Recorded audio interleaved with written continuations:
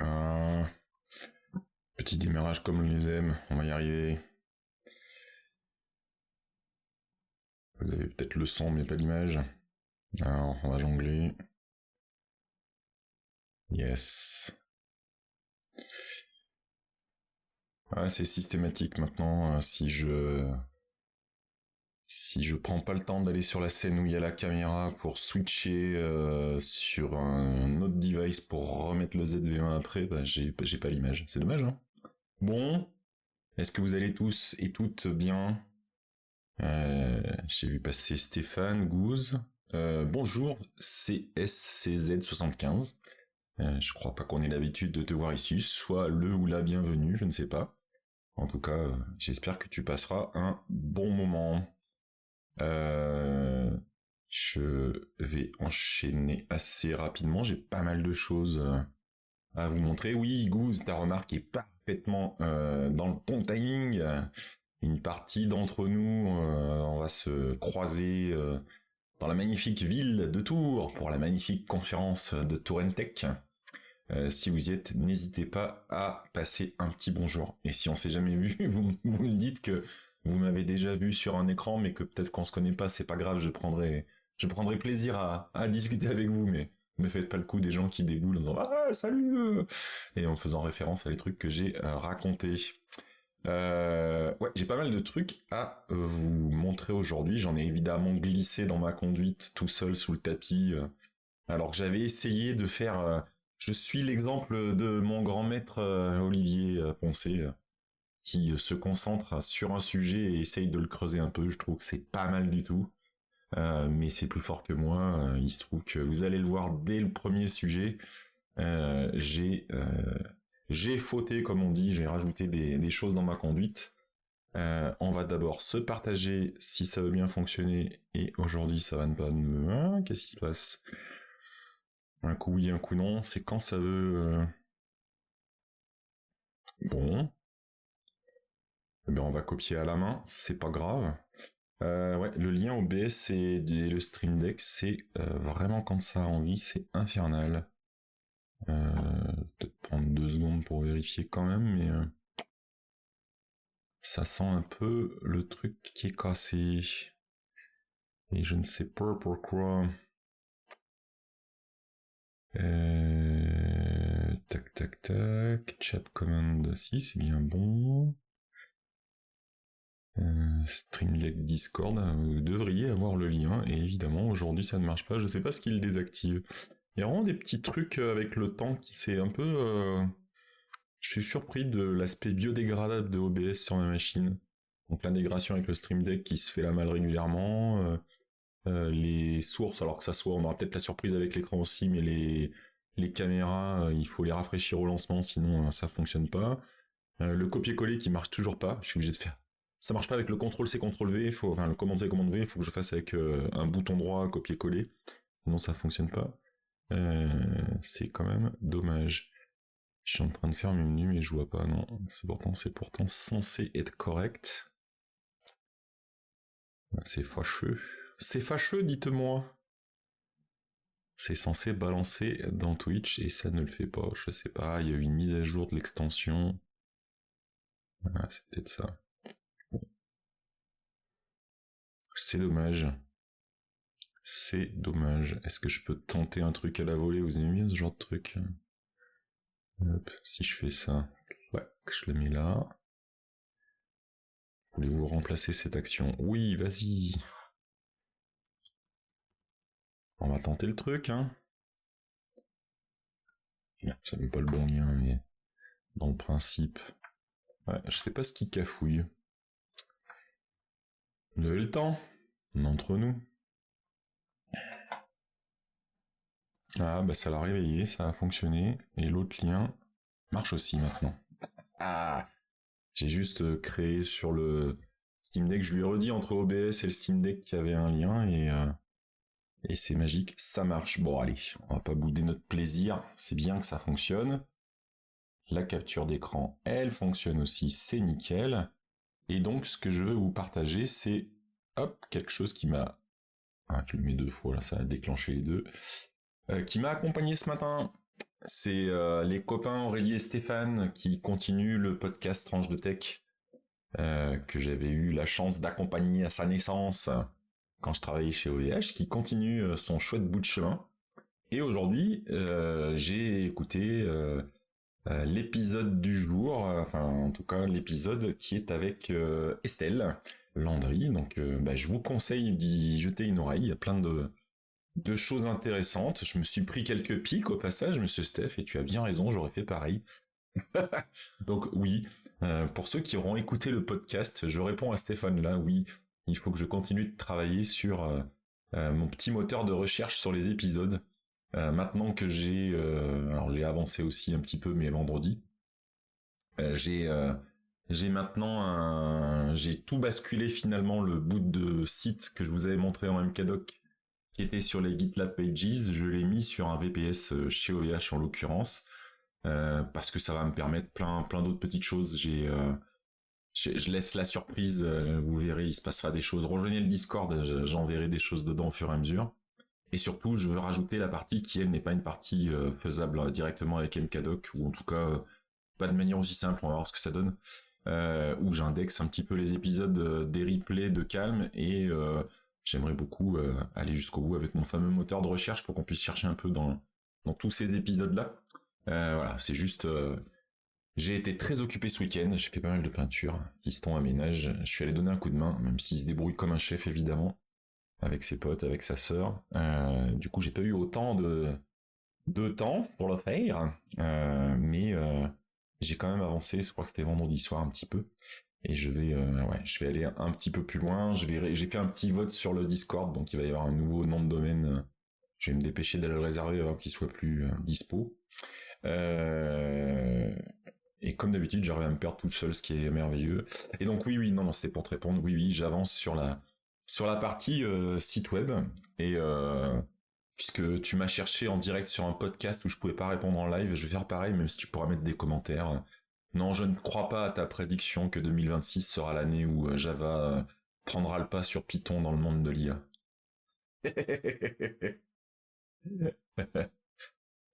Oui, et vous faites des remarques sur le podcast. Oui, vous avez raison, il y a toujours le... Alors c'est ukulélé avec un U au début, je crois, si je dis pas de bêtises, Goose. C'était le petit générique que j'avais bricolé très modestement. J'avais peur que ça vieillisse super mal, et en fait, même s'il y a que pour moi, tant mieux, mais je trouve ça super cool que ça démarre toujours par ce petit bout de musique. Moi, ça me rappelle plein de choses. Ça me fait un petit coup de nostalgie à chaque fois. J'aime bien. Voilà, donc écoutez ce podcast, je vous le conseille, il y a plein de belles choses à l'intérieur, y compris, voilà, le fait que ni Stéphane ni moi ne soient totalement objectifs sur certains sujets, même si on en a en vrai pas grand chose à faire d'être des gros trolls comme d'habitude. En parlant de trolls, même si c'est pas le sujet, salut Kangdino. J'ai autre chose à vous partager qui va petit à petit... Alors si, il y a un petit rapport avec le podcast, puisque tu as cité l'émission Calme où j'avais parlé de BMAD. Et je vous avais parlé du fait que pour moi c'était trop, ça générait des choses trop complexes, je perdais la main sur ce qui était vraiment généré, dans le sens où même d'un point de vue archi, j'étais plus sûr de moi et tout, ça mangeait tous mes tokens, mais ça c'est un choix qui peut être entendable. Et puis après j'avais essayé aussi un petit peu, mais alors beaucoup plus vite, mais tout ce qui était à base de spec, que ça soit OpenSpec ou SpecKit, et je trouvais que ça faisait encore trop pour les petits besoins, encore une fois, qui sont les miens, hein. J'ai pas la prétention. Pour BMAT, j'ai un avis un peu plus tranché, même en entreprise. Après OpenSpec, ça peut encore s'entendre dans certains cas. Mais il y a... Alors je vais zoomer un peu, mais je vous ai mis un message sur Blue Sky de Philippe, toujours présent partout évidemment. Et ça m'a fait très plaisir quand j'ai vu ce message, parce que on discute pas mal sur Discord, tous les deux, même tous les trois des fois avec Stéphane, et il m'avait partagé, quand il avait commencé à mettre au point une skill pour Claude qui permet donc les skills dans Claude, c'est quelque chose qu'Anthropic a rajouté et qui est, comme beaucoup de choses dans cet écosystème, en train de devenir une espèce de standard de fait, j'ai envie de dire, puisque Gemini est en train de faire la même chose avec Gemini CLI. Vous pouvez rajouter à Claude Code des skills qui vont être... alors il y a plusieurs niveaux, puisqu'on peut même rajouter des petits scripts et du code aussi, mais là déjà, de décrire dans un bon vieux fichier Markdown une capacité particulière. Et là, en fait, Philippe a décrit dans le Markdown, alors on peut aller regarder le contenu, parce que c'est très intéressant, mais c'était pour vous mettre son message qui expliquait ce qu'il avait voulu faire. C'est une façon d'avoir un workflow, mais un petit workflow pour pas que ça soit gourmand, ni en complexité, ni en token, ni voilà, que ça reste abordable. Et oui, Stéphane, tu as raison, je pense que c'est aussi compatible avec OpenCode. En fait, c'est en train d'être compatible avec beaucoup de choses, en fait. Puisque là, il a rien mis dans la skills elle-même qui soit spécifique à Claude, c'est juste qu'il faut que votre outil, que ce soit Claude Code, Gemini CLI, j'adore, on est en train de, même si Almo CLI, peu importe, le monde des TUI est en train de prendre le pas sur tous ces outils de développement, j'adore. Et donc, ça charge au besoin, puisque vous allez le voir, je vais vous montrer ce qu'il y a dedans. Le problème souvent c'est que vous avez le contexte, cet endroit où toutes vos conversations et toutes les indications de prompt que vous mettez s'entassent, et des fois ça arrive à atteindre non seulement une taille qui va poser problème avec votre modèle, mais même si ça pose pas de problème, ça fait partie des échanges et ça vous mange beaucoup de tokens. Et ce qui est intéressant dans un skill, et je vais vous en montrer, alors je vais vous montrer, il a fait une version française et une version anglaise. Moi j'ai utilisé la version française, elle marche très bien, et on va regarder la version RAW, non pas RAW, on peut pas mettre ce que j'avais cliqué sur, je veux pas le rendre, ouais, je veux la source, voilà.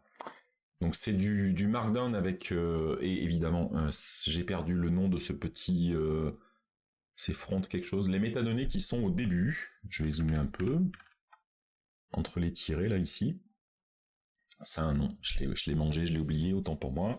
Ça c'est des éléments très importants, puisque ça par contre c'est l'élément au lancement de Claude Code ou Gemini CLI ou OpenCode, l'outil que vous utilisez qui gère des skills. Front Matter, merci parce que ça allait me trotter dans la tête, merci Stéphane. Le Front Matter donc va être l'élément chargé et non pas tout le reste. Ouais, il y a quand même un peu plus, c'est pas énorme, il y a que 249 lignes, ce qui est pas gigantesque pour tout ce que ça fait. Ça va pas surcharger votre contexte au moment où vous les utilisez, mais surtout, la seule chose qui est chargée, vous pouvez définir plein de skills. Dans Claude Code, vous pouvez même activer, désactiver si vous le souhaitez, pour qu'il y ait vraiment zéro empreinte. Tout ce qui va être chargé, c'est le nom, qui va servir dans Claude Code. Vous aurez la commande, c'est dans le README, slash, là c'est methodical-dev. Ça vous gère une commande slash dans votre prompt Claude Code, et la description est l'élément qui va servir à Claude Code pour décider s'il a besoin ou pas de cette skill. S'il décide qu'il a besoin de cette skill par rapport à ce que vous lui demandez, par rapport à la description, là il va charger l'intégralité, et du coup il peut dérouler tout ce qui peut se passer dedans. Ouais, mais c'est plein de... Il y a plein de choses qui se croisent en ce moment. Je vous cache pas que je sais pas si c'est la meilleure idée du monde ça, puis me taper OpenCloud ce week-end, OpenCloud pardon, lapsus totalement révélateur, vous allez le voir, parce qu'en ayant un talk qui va parler d'agents cette semaine à Tourentech, il faut que je garde le cap sur ce que j'ai écrit et ce que je veux raconter, ça bouge tellement vite, l'IA en elle-même, certes, les modèles, certes, mais tout l'écosystème autour, je sais pas si tout le monde perçoit bien tout ce qui est en train de bouger, c'est-à-dire que ça a vivoté, voilà, en début, enfin vivoté, oh voilà le function calling, oh on va faire des tools, ah bah ça serait encore mieux que ça soit servi, on va appeler MCP, ça allait vite, mais ça allait pas aussi vite que tout ce qui se passe en ce moment je trouve, et effectivement les skills, je suis d'accord avec toi Stéphane, ça ressemble quand même énormément à un petit bout de code MCP, mais tu le décris en prompt, et il y a de plus en plus de choses qui fonctionnent comme ça. Tu espères que ce sera enregistré, Chérine? Normalement, à Tourentech, oui. J'invoque les divinités du CFP de Devox quand ils vont annoncer. Je l'ai proposé en une version un petit peu, encore un petit peu tweakée un petit peu, mais c'est le même genre, donc il y aura peut-être une deuxième chance. Et j'ai essayé de le proposer à plusieurs conférences cette année. Mais je pense que Tourentech, c'est enregistré, Chérine. Sinon, je te fais le talk, on fait une visio, je te fais le talk, tu vois, je te le propose si tu veux. Et oui, on parle moins des modèles et beaucoup plus de l'écosystème, ce qui pour moi est une évolution logique, si on veut que ça survive en fait.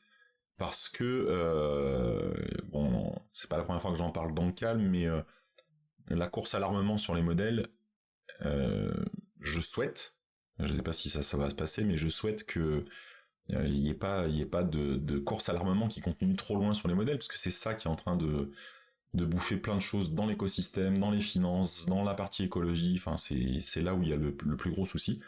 Et l'écosystème, bah, c'est ni plus ni moins que vous et moi, mesdames et messieurs, qui développez, mettez en place des solutions logicielles où il y a de l'IA qui apparaît.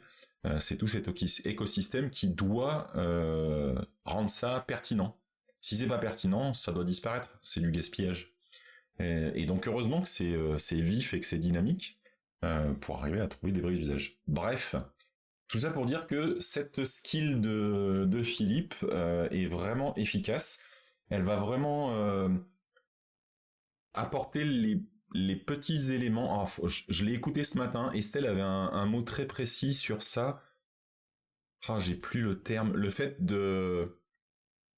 d'avoir ces phases, qu'elles soient bien découpées, bien découplées, mais qu'elles s'enchaînent un peu. Enfin bref. Ce qui est intéressant dans cette skill, c'est que vous allez quand même avoir de l'accompagnement pour avoir une petite réflexion sur ce que vous avez demandé.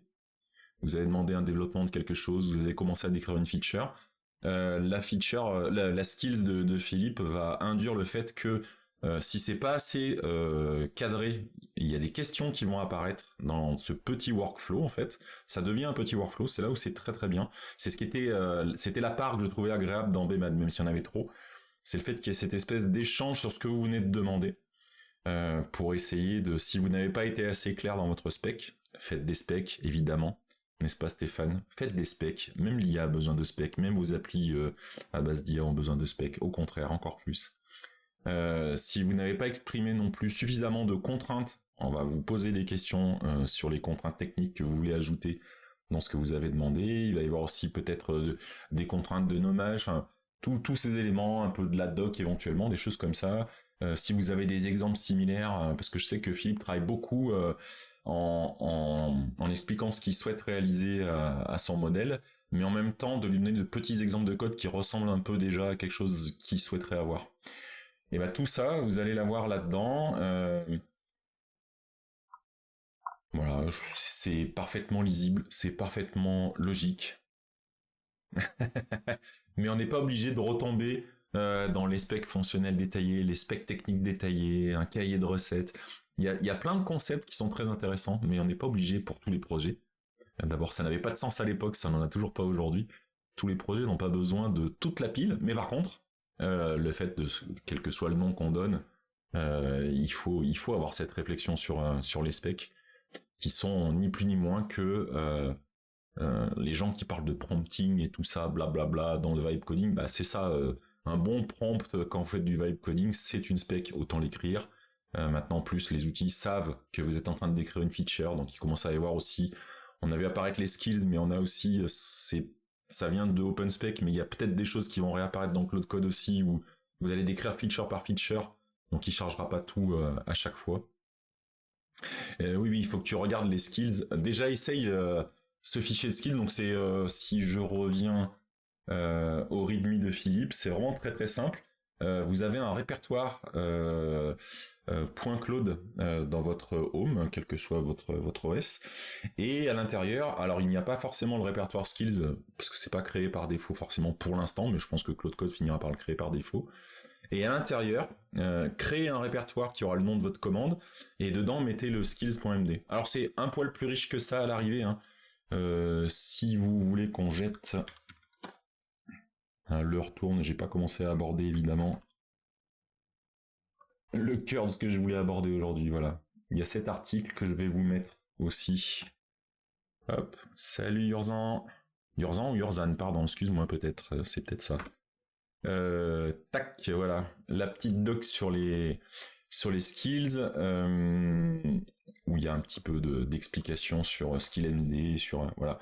Vous avez, ça va un peu plus loin que la base, c'est le SkillMD qui va décrire, mais vous pouvez rajouter un templating, vous pouvez rajouter des exemples précis dans un répertoire exemple qui va vous servir à dire bah c'est comme ça que je veux l'input, c'est comme ça que je veux l'output.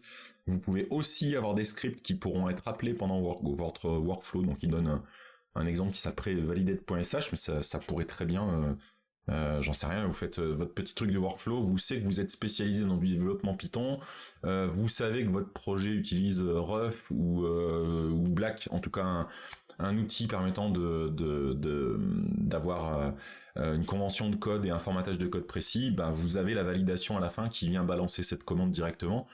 Il n'y a aucun besoin d'aller encore reprompter là-dessus. On peut, hein. Vous allez voir, j'ai un exemple au sujet de Git juste après. Mais voilà, ça vous permet, pour aller vraiment jusqu'au bout, les skills sont quelque chose qui va même plus loin que la description par un fichier Markdown, finalement, qui est un complément du contexte. Ça va aller jusqu'à fournir des choses encore plus détaillées. Donc voilà, non, je regrette pas d'avoir passé ce temps là-dessus, parce que je trouve que le boulot de Philippe était pépite. Merci encore à Philippe pour ce boulot, c'est vraiment ça, plus tous les autres trucs, on n'en reparlera pas, n'est-ce pas Stéphane?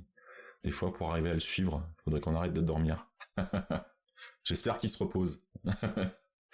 Donc là, c'était pour le côté skills. Mais on n'est toujours pas arrivé, j'en suis désolé, mais vous inquiétez pas, on y va, on a encore le temps. Je voulais vous parler de OpenClaw. Alors je faisais des blagues là sur les réseaux sociaux en disant comment j'allais annoncer ça avec un bon petit titre un peu putaclic, OpenClaw détruit le monde et je ne sais quoi, enfin bref. J'avais vu passer toutes les discussions. Alors le point pas très intéressant, c'est qu'il y a eu un drama, il y a eu plusieurs noms, il y a eu clairement une volonté de s'accrocher, et encore maintenant, à la réussite de tout ce qui est fait par Anthropic autour de Claude et Claude Code. Ça se voit encore dans certains paramétrages dans l'outil, je sais pas si j'arriverai à vous le montrer, mais bref. On sent que c'est quand même taillé pour Claude, même si ça marche avec plein et d'autres modèles, y compris des modèles locaux. Bref, je suis pas là pour le drama, j'ai pas suivi les détails. Toujours est-il que cet outil a plein de promesses. Je pense qu'il a aussi plein de dangers. Mais c'est comme tout le reste autour de l'IA. Encore une fois, comme c'est tout frais dans ma tête, je vais même pouvoir citer le podcast Tranche de Tech où Stéphane, tu disais que il s'agit de pas passer à côté. Ça veut pas dire qu'il faut tout accepter. Ce monde de l'IA est plein d'innovations.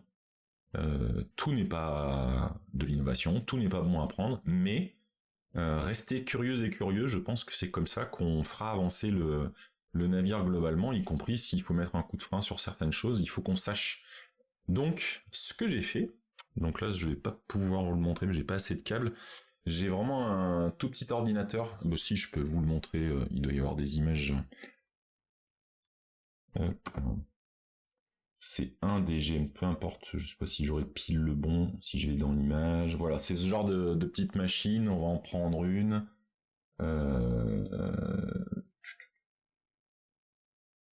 Qui ressemble, ça ressemble pas mal à celui-là, tiens. Voilà, vous voyez cette machine là sur le côté droit, donc c'est vraiment un petit bloc qui fait...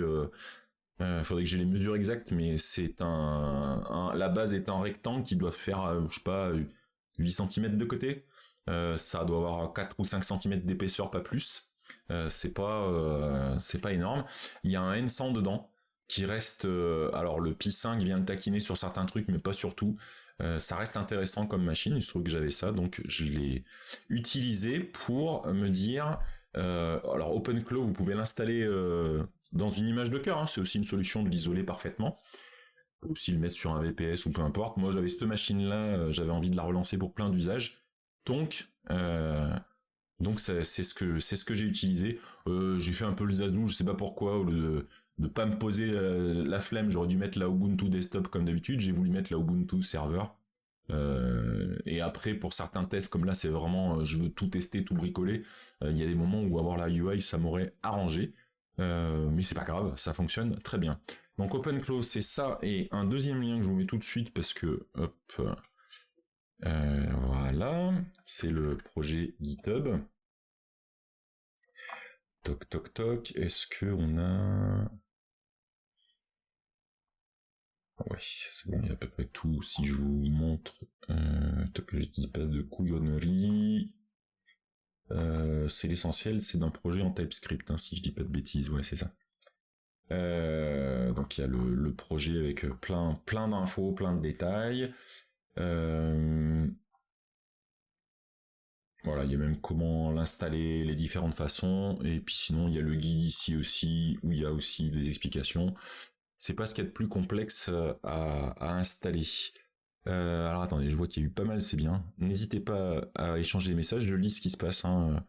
Alors, Yorzan, tu dis, il faut l'essayer et le prendre en main. Mais oui, attention à l'utilisation en prod. Ah oui, bien sûr, bien sûr, bien sûr. Si j'ai essayé Open... Mais je vais tout vous donner pour que vous ayez toute la démarche que j'ai eue quand ça m'a pris mes genre dimanche.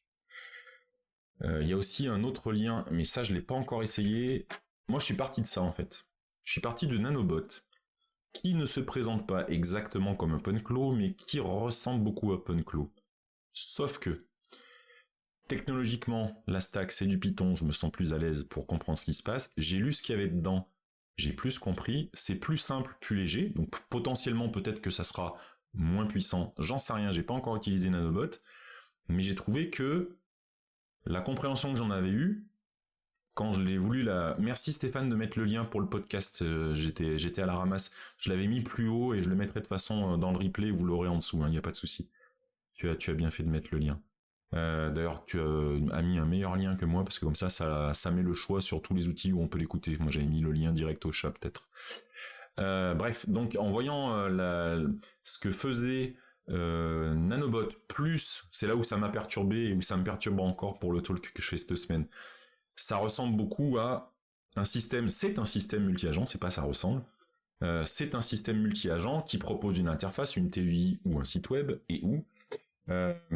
et ces agents sont là pour réaliser des tâches que vous voulez lui faire, mais comme si vous aviez un système d'assistant en fait. Et OpenClaw va même encore plus loin. Du coup, pour rebondir sur attention à l'utilisation en prod, 200% évidemment.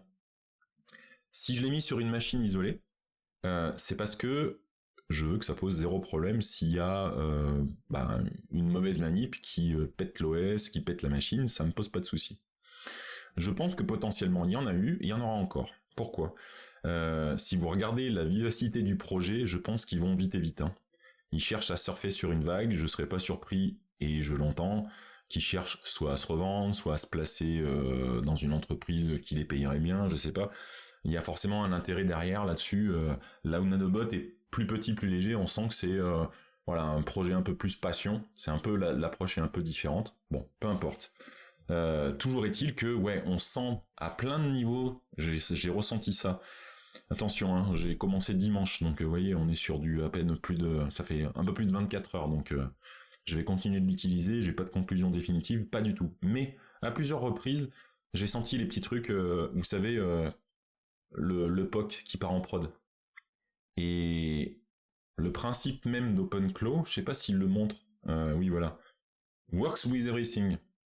C'est à la fois la promesse intéressante et le gros danger, il est là. C'est-à-dire qu'il va y avoir énormément d'interactions entre déjà votre machine, c'est-à-dire que par défaut, c'est pas un Cloud Code où il va vous sandboxer le truc et il faut que vous lui donniez de l'autorisation après coup pour qu'il puisse agir et tout ça. Non. Là, le par défaut, c'est mon gars, tu m'as mis dans un environnement, je fais ce que je veux dedans. Si j'ai besoin de lancer une commande, je lance la commande et ainsi de suite. Donc c'est toute la puissance, à mon sens, de l'assistant est là. Tout le danger est là. Pour l'instant, de la même façon que j'ai isolé sur la machine, et si vous le faites, je vous le conseille. Hop. C'est ça, hein, c'est pas un talk, c'est pas préparé à l'avance, c'est vraiment de la passion. Je tiens à remercier 2 milliards de fois Bbox qui est sur le Discord. Tiens, je remets le lien pour la peine sur le Discord de la communauté Calme parce que c'est lui qui m'a convaincu de me lancer dans OpenClaw en expliquant tout ce qu'il faisait avec. Et c'est probablement là, OpenClaw ou pas OpenClaw, que l'IA et l'écosystème de l'IA peut apporter quelque chose à tout le monde. Bbox n'est pas spécialement développeur, même s'il a parfaitement les compétences, il le dira jamais, mais il sait faire plein de choses. C'est pas son métier, mais il a pas peur de se lancer là-dedans. Et pourquoi il a pas eu peur ? Parce que il arrêtait pas de nous expliquer qu'il a fait comme ça s'est passé comme ça s'est enchaîné naturellement, et il a 200% raison. Là-dessus, en 24 heures, ce que je peux vous dire, c'est que ça devient naturel de discuter avec l'assistant pour résoudre vos problèmes. y compris pour des choses où vous seriez normalement passé pour taper la ligne de commande qui est dessous. Ça fonctionne ultra bien. J'en suis pas encore à la phase où il faut que je regarde. Il y a un système un peu multi-agent. Vous pouvez avoir plusieurs modèles et pas cramer uniquement votre opus ou votre sonnet qui marche super bien, mais qui est peut-être disproportionné pour certaines actions. En tout cas, ouais, c'est merci Bbox parce que du coup, je me suis lancé et effectivement, assez rapidement, je me suis pris au jeu. On va aller voir directement l'outil. Et je reviens, Noivoting, j'ai vu ton commentaire et ça fait partie de mes motivations. Donc j'en reparle tout de suite derrière. Donc, blablabla, Thierry, ça va bien les conneries. Montre-nous la machine. Alors, voilà, quand on est passionné, qu'on veut aller vite, j'ai même pas mis en place une clé pour ma connexion SSH en local, bref. Vous avez une commande qui s'appelle OpenClaw, où je vous montre vite fait, mais c'est pas le but. Il y a plein d'interactions possibles qui sont intéressantes pour vérifier dans quel état est votre machine, pour commencer à regarder votre dashboard qui va vous dire où vous en êtes. Il y a un petit doctor intégré. Mais non, mais tu n'es pas du tout hors sujet, Noivoting, tout va bien.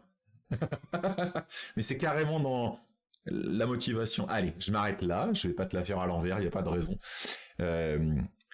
Deux choses m'ont motivé dimanche à utiliser OpenClaw pour voir comment ça fonctionnait. Bbox, sa curiosité, son enthousiasme, et le fait d'avoir vu Lady Ada faire une vidéo où elle utilisait OpenClaw. Alors, visiblement, j'ai pas noté tous les détails, mais probablement avec un modèle, avec des choses un peu tunées pour Adafruit. Et elle en arrive à visiblement être capable d'utiliser toute alors elle a branché pas mal de tools MCP, enfin il y a beaucoup de choses, et elle est capable à partir d'une datasheet d'un composant plus la datasheet d'un deuxième qui va surveiller le premier pour savoir si ça marche bien, d'implémenter un driver et une librairie pour la version Arduino, si je dis pas de bêtises. Et du coup, donc Noivoting, merci, tu dis que tu as vu passer OpenClaw sur Raspberry Pi 5 dans un stream Adafruit, oui exact, et les deep dive Circuit Python du vendredi 23h avec du développement Zephyr Circuit Python ou Tanyut, c'est le pseudo du mainteneur principal de Circuit Python entre autres, est allé très loin dans l'utilisation de l'IA. Je vais aussi aller voir ça, ça m'intéresse beaucoup. Pourquoi ? Parce que jusqu'ici, j'ai fait pas mal de... Outre OpenClaw, j'utilise pas mal les autres IA, les assistants de code pour voir ce que ça peut m'apporter. Jusque-là, même ceux qui sont très satisfaisants, que ce soit moi, je citerai Gemini et Claude Code, j'ai pu faire des choses qui sont vraiment pertinentes pour moi en Python, voilà, des choses comme ça. Par contre, j'ai pas trouvé grand-chose pour le petit univers du do-it-yourself et de l'embarquer, j'ai trouvé que ça marchait moins bien. Donc je vais aller voir ce qu'ils utilisent, ça m'intéresse beaucoup. Il y a peut-être pas grand-chose à rajouter pour rendre le truc un peu pertinent, je sais pas, un petit tool MCP, une petite injection dans le contexte, peut-être que ça va aider. Et si tu es perdu, Conduino, c'est pareil, c'est comme pour Guide Python, pour notre ami Carilio qui réinstalle sa machine, on peut aussi faire des sessions où je vous développe ce que je découvre et même Bbox qui explique ce qu'il fait, c'est intéressant. On va revenir quand même sur OpenClaw qui, une fois installé, vous propose deux façons de l'interroger. Par une TUI, donc je vais vous montrer la TUI parce que vous savez que j'adore les TUI, peut-être la recadrer un peu, et je me suis rendu compte que par défaut elle était quand même vachement claire, et j'ai pas poussé le vis, il n'y a pas de thème directement. Donc vous retrouvez comme dans toutes ces CLI un slash quelque chose où vous avez plein de commandes, hein. Il peut y avoir plein de choses intéressantes, comme là moi je suis en ThinkLow par exemple, mais sur une tâche un peu ardue j'augmente le niveau de reasoning. Vous avez une partie des settings, voilà, vous avez pas mal de choses disponibles par des commandes. Vous avez aussi, et normalement elle fonctionne derrière, hop, je vais zoomer aussi. Vous avez une belle petite UI web qui vous permet d'avoir accès à l'équivalent des commandes slash, mais d'une manière un peu plus visuelle. Donc voilà, un des derniers trucs que je lui ai fait, voilà, j'aime beaucoup, je lui parle, vous allez voir. Je zoome encore. Je l'ai prévenu que on allait être sur Twitch, qu'il fallait pas raconter de conneries. Alors pourquoi il me répond comme ça? Pourquoi il s'appelle Dobby? Pourquoi il y a tous ces trucs-là? Je vous ai montré donc l'interface web, l'interface TUI. Il y a quelque chose de très très intéressant que j'ai backupé, que je lui ai fait backuper. C'est là où on va venir au deuxième point. Il y a un concept dans OpenClaw de workspace, et vous pouvez avoir plusieurs workspaces, c'est-à-dire qu'un workspace va être l'endroit où vous allez définir l'identité de OpenClaw, comment il va se comporter, la partie agent, ce qu'ils appellent le soul, l'esprit, vraiment sa façon de se comporter, qui vous êtes comme user, et c'est ces éléments-là, plus un élément de mémoire, là il n'y a pas tous les fichiers, je vous le montrerai directement sur l'installation, où il cherche à conserver un contexte le plus riche possible, mais sans le surcharger, mais sans pour autant le jeter. C'est-à-dire qu'au fil du temps, il crée des fichiers d'archivage de cette mémoire, et potentiellement, vous pouvez lui dire, j'ai travaillé sur tel sujet à telle date, revenons à ce point-là, il faut qu'on rediscute, il recharge le contexte et vous pouvez repartir de là. Donc je trouvais ça très intéressant. Je vais vous montrer les différents fichiers. Hop, en version code.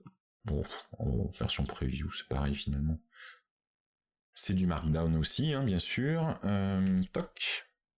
Là, celui-là, je l'ai laissé... La première chose que j'ai faite, je lui ai dit, il y a tous ces fichiers-là, il le propose de lui-même, il dit, mais il faudrait quand même, c'est quoi ma personnalité, qui êtes-vous, on peut parler un peu, et il remplit ces fichiers. Et la première chose que je lui ai dit, c'est de me les traduire en français, juste parce que c'est plus naturel pour moi.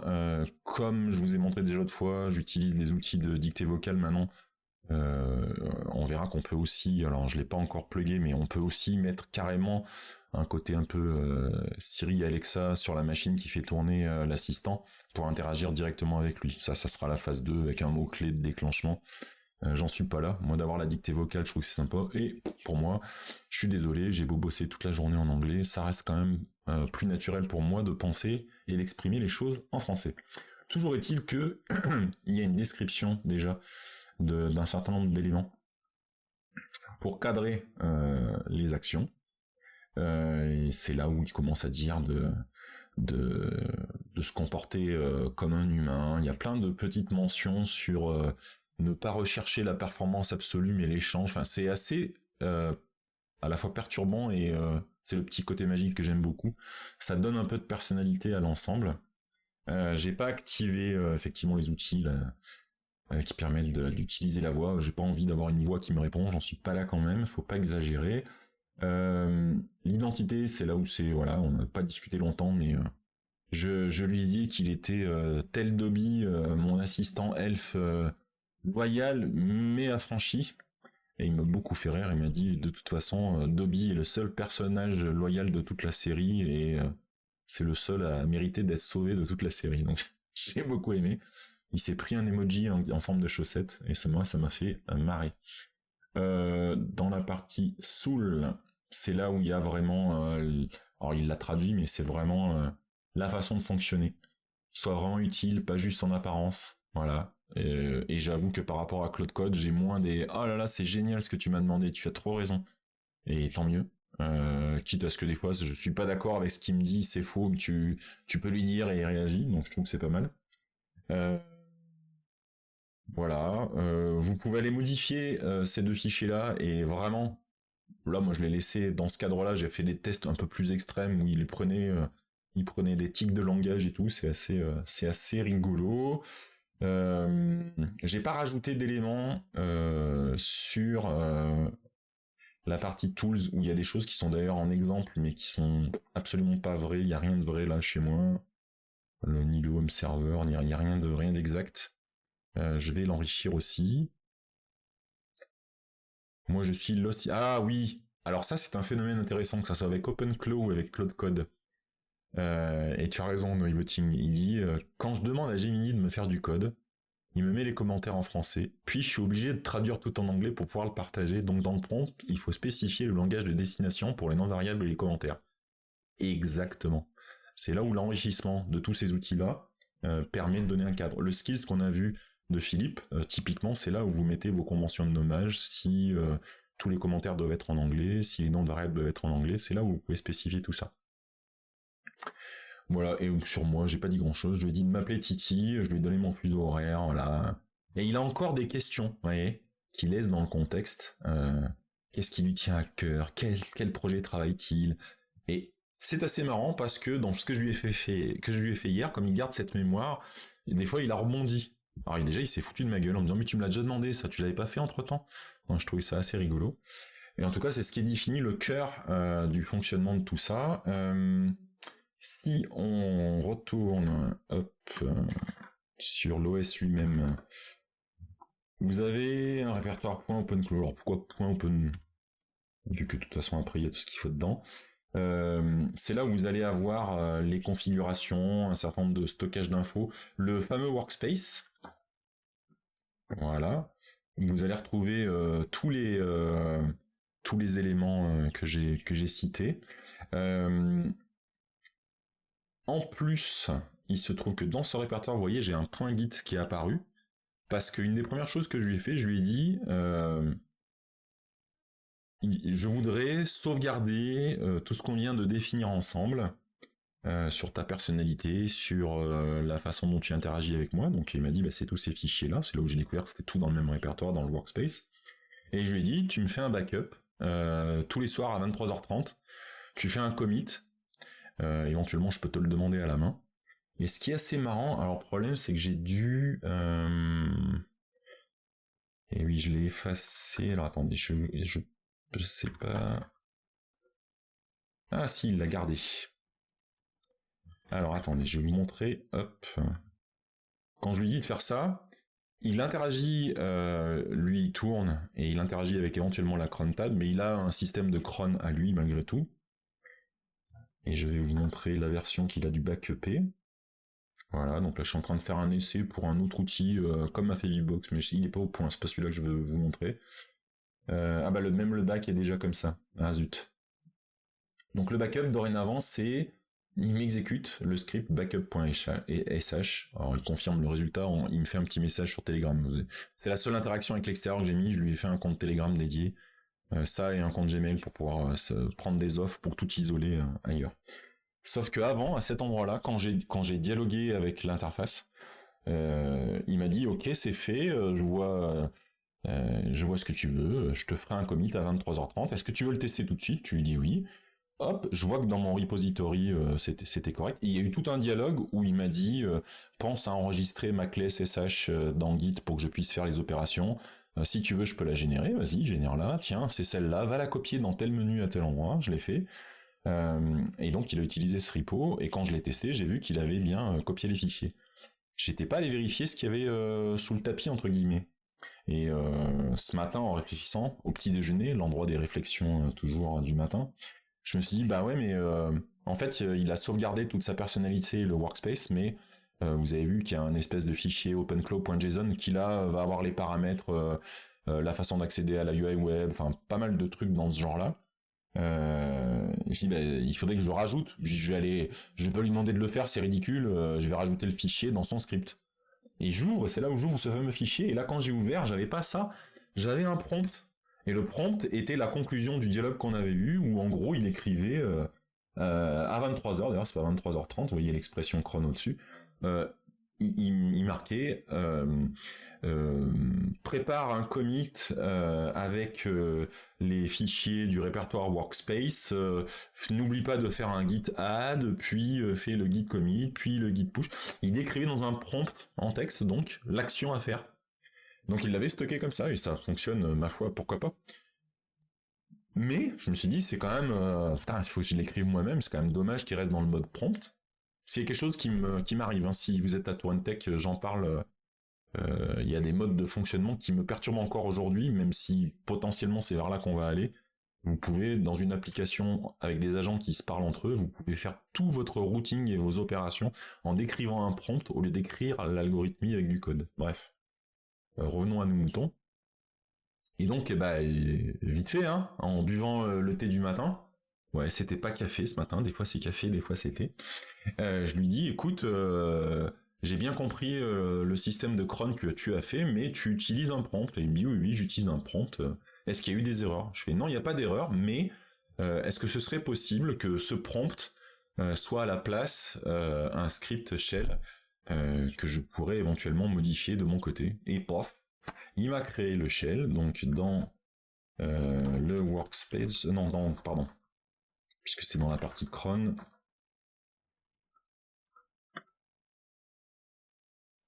Je suis perdu, je suis perdu. Oui, non, pardon. C'est quelque chose qu'il considère qui peut être utilisé par tous.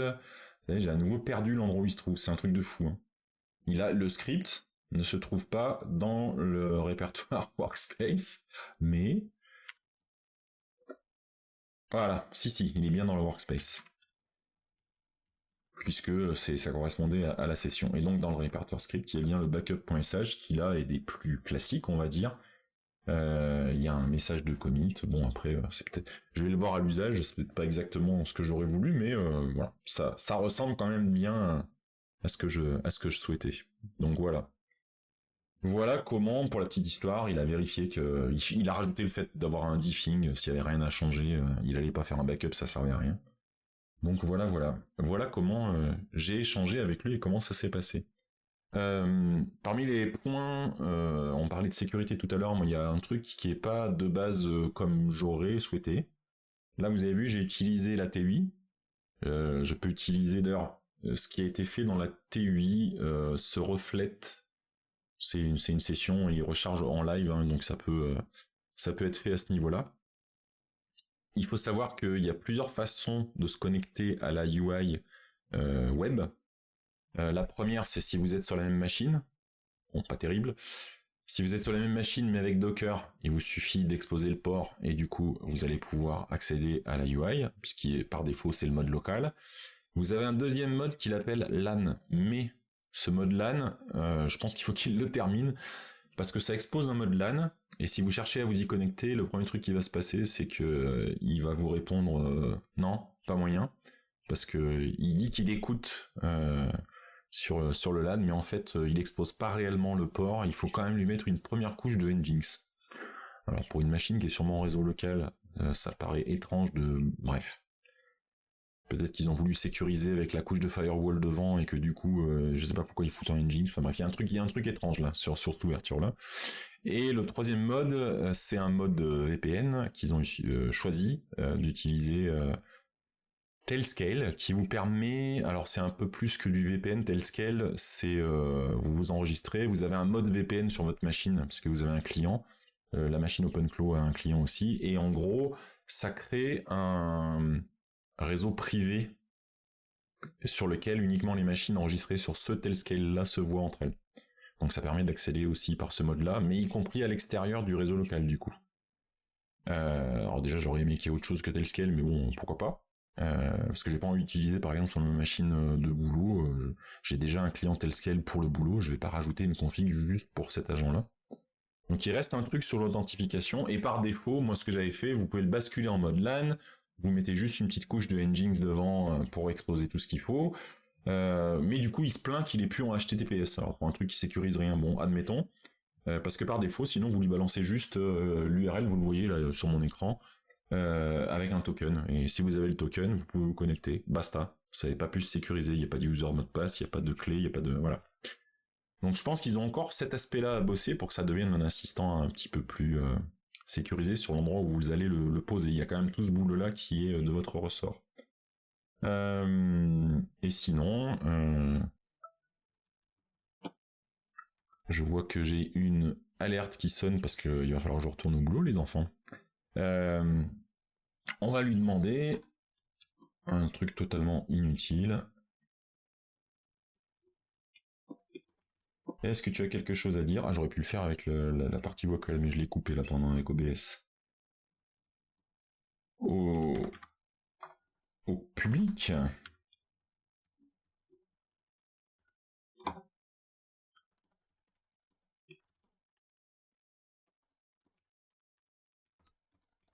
Est-ce que tu as quelque chose à dire au public du stream de Calme qui te regarde?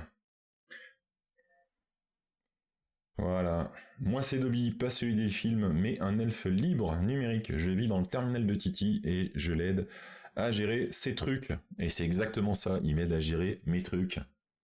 Je vais brancher évidemment assistant, parce que Vbox ça fait des trucs géniaux avec ça. Ce qui est cool avec ce setup, c'est que je suis auto-hébergé, pas de cloud chelou, si ce n'est que j'envoie des messages quand même avec Telegram. Et il faut aussi préciser, ça y est, j'ai mangé le deuxième truc où j'ai quand même... Ah bah oui, et c'est pour l'instant, j'ai pas utilisé de modèle local. On peut aussi utiliser un modèle local, je vais mettre à contribution, une fois que j'aurai à propre la config réseau, j'utiliserai le M4 Pro avec des modèles locaux pour certaines tâches. Et contrairement à un chatbot classique, j'ai une mémoire. Je me rends compte qu'on s'est rencontré hier soir, que Titi était à Paris, donc il en a déduit que j'étais à Paris parce que j'avais plus d'horaire de Paris, je vais aller lui expliquer que j'habite pas là. Et que j'ai un backup GitLab pour ne pas perdre la boule. Ce qui est exact. Si vous avez des questions sur comment ça marche, n'hésitez pas, Titi peut me les poser. Donc, voilà. Salut Trine, ah bah, on arrive sur la fin, je suis désolé. Je vais continuer cette expérimentation dans le but d'utiliser un modèle local, où effectivement, là, on sera vraiment sur du local. Je ne continuerai pas avec Tailscale de toute façon, parce que j'en ai pas de vrai usage. L'interaction extérieure peut se faire par le biais de Telegram, où en fait vous créez un bot où il n'y a que vous et le bot, et vous utilisez finalement cette interface pour sécuriser l'accès. On va dire que ça peut le faire dans un cadre d'une expérimentation. Après, passer par ce genre d'outils pour ce genre de truc, ça me convient moyen. Je vais aussi, mais là ça sera pas cette semaine, je vais installer aussi Nanobot pour faire des essais avec Nanobot. Je sais que Bivox a commencé, il nous fera ses petites conclusions lui aussi. Et puis je vous tiendrai au courant de tout ce qu'on peut faire, hein, de tout ce petit bazar, si j'en suis toujours content ou si ça a craché ma machine, ou pire, qui sait, l'apocalypse est à nos portes. Et alors, tac, je vais essayer, j'espère que ça va marcher. Je vais quand même vérifier avant. Je voulais faire un petit raid, il y a longtemps qu'on n'a pas fait ça en se quittant. Maintenant qu'il n'y a plus Olivier qui vient, c'est vrai que ça manque tout ça. Je vérifie vite fait que c'est encore en cours. Oui. Toc. Ah ouais, par contre, je me retape les pubs, c'est pas cool ça. Je vais lancer donc le raid. Je vous fais plein de bisous à toutes et à tous. Soyez curieux et curieux. Pour toutes celles et tous ceux que je croiserai à Tours, je suis trop content d'y être, donc ce sera avec grand plaisir qu'on papotera sur place. Hop, je balance le côté raid. Est-ce que ça va marcher? Yes. Donc on va voir si vous êtes tous prêts à ce qu'on parte en raid chez Makeuse, qui développait tout à l'heure tout un système autour de ArduPilot, et je vois que c'est toujours le cas, donc ça va parler de drones et autres. Je vous laisse, plein de bises, à très bientôt, ciao ciao.